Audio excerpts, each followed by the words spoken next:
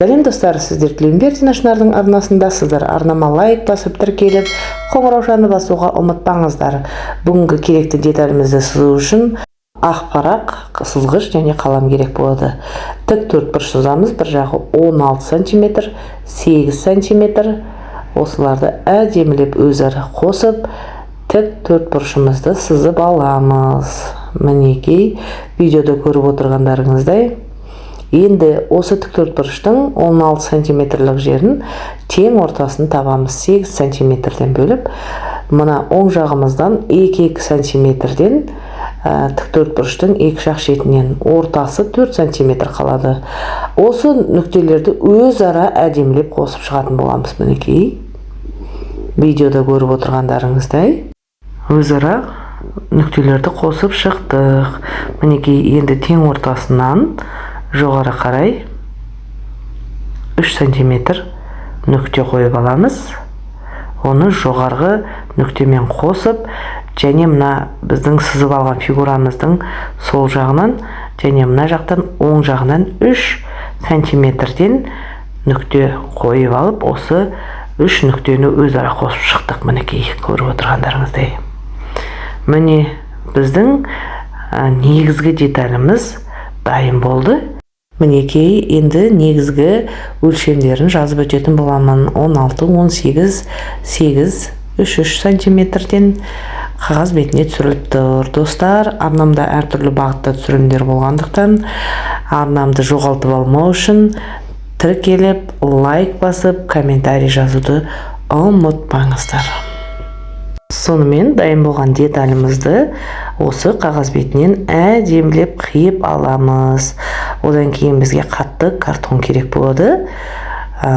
Жұмыс барысында дәл осы детальдарды өте көп пайдаланғандықтан, бұны қатты қағазға жабыстырып қиып алғаныңыз өзіңізге өте ыңғайлы болады. Міне дайын болды. Деталіміз дәл осылай тұратын болады. Осы 3 деталь 3 түсті матаға қиятын боламыз. Мінекей, қазір қатты аяқ киімнің коробкасының қағаздарын әдемілеп жабыстырдым. Дәл осыны қазір қатты қағаздан қиып алатын боламын. Мінекей, енді міне әдемілеп қиямыз.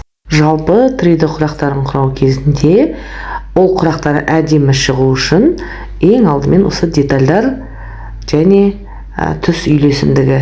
Бұл детальдар аса дәлділікті қажет еткендіктен осындай детальдарды қиып алғаныңыз өзіңізге өте ыңғайлы болады.